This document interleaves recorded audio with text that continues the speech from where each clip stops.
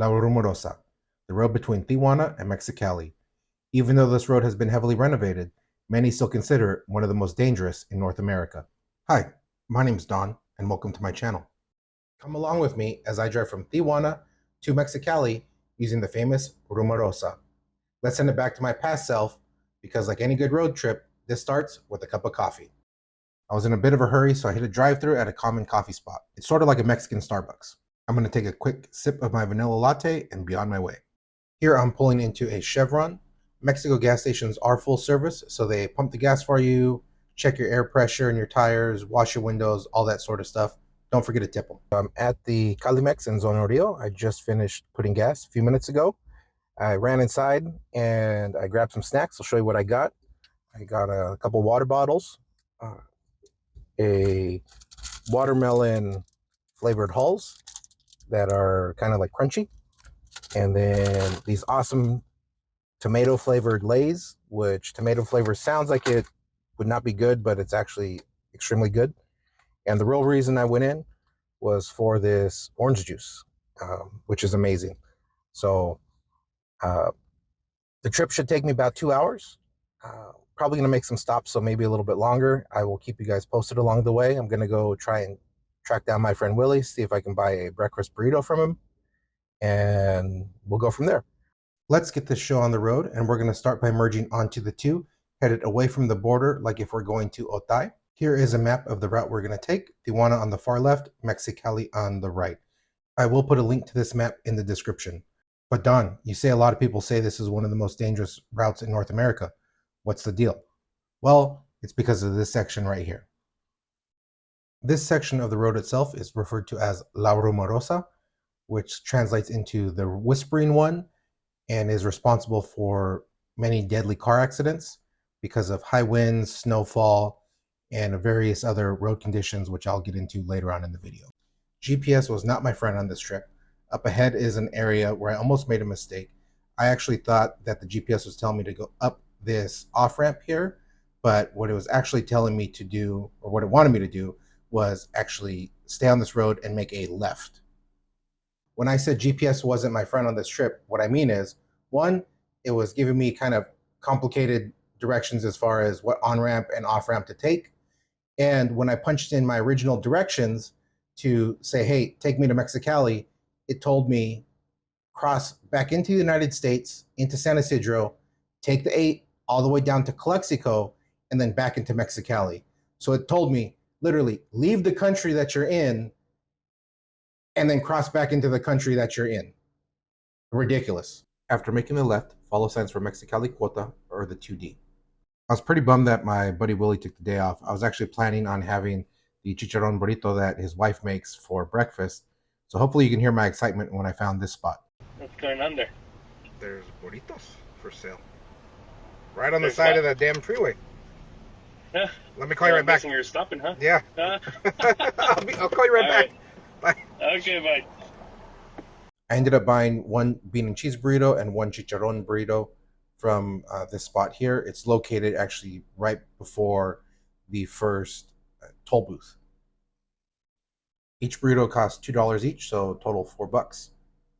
And boom, burrito. They really hit the spot. We are coming up on the first toll booth. They do accept dollars and pesos, but it does need to be cash. So make sure you have about $20.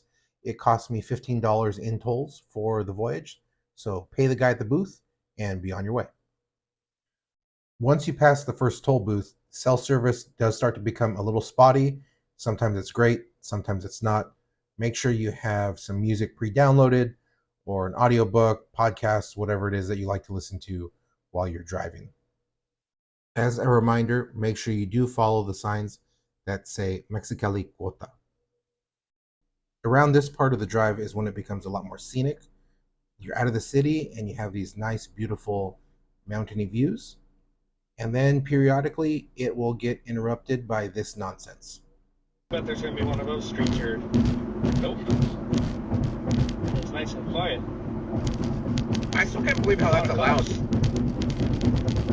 I know. Well, it's not allowed. That's the weird part. Now, I don't know what the hell's going on. After a quick drive through the mountains, the road will flatten out. Pretty soon after that, you will hit another toll booth. Make sure to stay on this road and continue through the toll booth. I do want to point out we are in another country. In California, it is very common for cars to camp in the left lane, even if they're going slower. So use the left lane only to pass.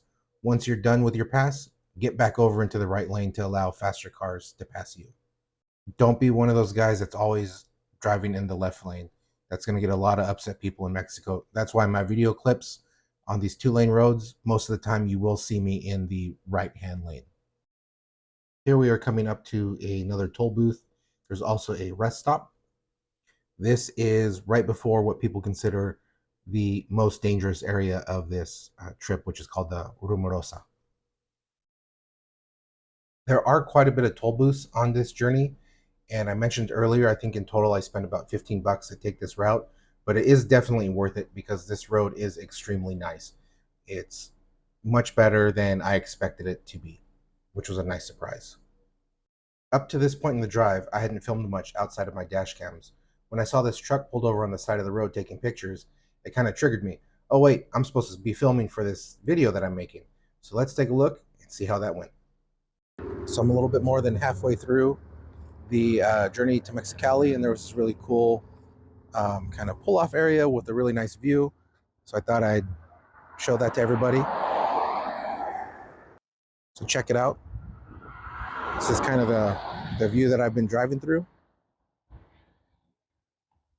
It's actually been a really amazing drive. I am taking the toll road to Mexicali. You can kind of see this is this pretty cool mountainy area. Let's get back on the road and see what's in store for us. What in the world is this guy doing? Don't do that. That's extremely dangerous. This guy's just kind of hiking on the side of this super mountainy area here. How many trucks can you see over the head? No, so they rebuilt the whole road.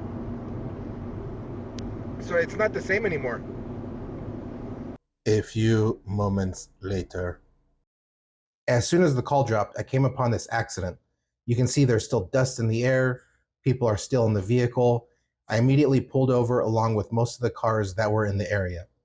We all ran over to try to see what sort of assistance we could give. It was really impressive to see this group of strangers come together and provide assistance for these people. There was somebody that had cones in their vehicle that were coning off the road to make sure nobody got struck by the oncoming traffic.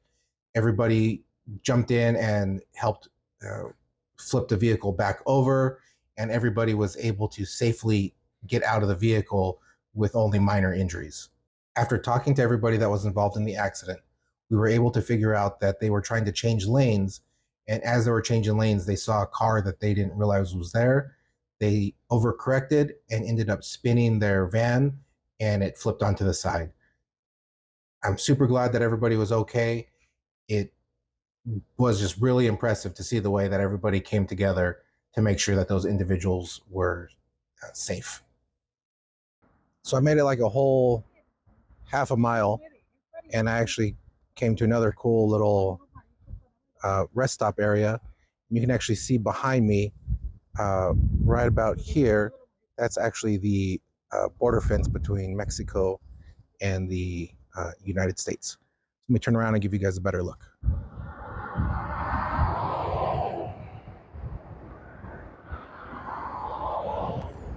So that's actually the United States there. And there you can see the border fence to the United States. There's a little zoomed in version of the border fence. And let's head out of here. One of the biggest reasons why this road is considered so dangerous is wind speed. The average wind speed for this road is 15 miles an hour. If you compare that to something like Big Bear, California, Big Bear's average wind speed is 8 miles an hour. It's also common in La Rumorosa for wind gusts to push towards 30 miles an hour, with the strongest recorded wind gust of going up to 56 miles an hour. Now, compare that to Big Bear's highest recorded of 38, and you can see there's a huge difference. What you're listening to now is traditional songs from the Kumiat people, or Kamiat. I hope I pronounced that right. They are the indigenous people to this region of Mexico and Southern California. To me, these songs sound very similar to the songs of the Kuya people, also native to Southern California. The most notable difference being the Kuya songs are sung by men and the Kumeyaay by women. Este es el corrido del caballo blanco. Subió paso a paso por la Rumorosa, llegando a Tijuana. This statue, made from fiberglass, paper mache resin, and metal, was made in tribute to the singer Jose Alfredo Jimenez, based off his song El Caballo Blanco, or The White Horse. The song talks about his road trip in a white Cadillac, aka White Horse, which took him and his friends all throughout Mexico, including La Rumorosa. At this stop, I ran into a group of bikers that took me around to each attraction and explained the cultural significance to them. They gave me a little backstory on the song you just heard, and I listened to them give their own rendition of the cultural songs you heard earlier, which was actually quite comical. They also expressed their frustration at the amount of vandalism that had been happening in the area recently. Just above the ridge of the mountain, you can get another good look at the border fence. At this point, the bikers were packing up and heading out, so I figured it was a good time. I took off as well. I mentioned earlier wind speed was a big contributing factor to accidents on this road. Another reason is the speed at which you can drive on this road. It is very easy to reach high speeds rather quickly, especially since you are going downhill. There were multiple times where I hit speeds over 65 miles an hour, and I was actually getting passed like I was stopped. Another cause of concern on this road is the extreme weather conditions. This road can get snow in the wintertime, and it can get rain year long. I do advise checking the weather before driving this road. Here I'm pulling up to one of the inspection points, which this side of the road was closed today, so they were just diverting traffic around it, and you could continue on your way. Here's a couple of my biker friends pulling up to me on the left. Now technically we are in Mexicali, but we are still what I would consider a long distance from what normal people would consider Mexicali. And I mean a long, long distance. This part of the trip seemed like it took forever. And then I got to this area here. I got excited because I saw this Mexicali sign and thought that I was there. Nope. Keep going. About 15 minutes later, you'll reach to what I consider Mexicali. I'm going to make a right on this street here, and you'll see that there's actually a heavy Asian influence in Mexicali. If anybody knows what this statue is that they're building on the left, please leave a comment down below. I had initially planned to make this Asian influence a part of this video. However, this video is long enough. You've listened to me ramble on forever. So I will make this another video. All right, I made it safe to Mexicali from Tijuana. Hey, stop talking. Hey, I said we're not going to talk about that in the video. We're going to do a different one about it. How do I get this guy to stop talking? Ah, that's better.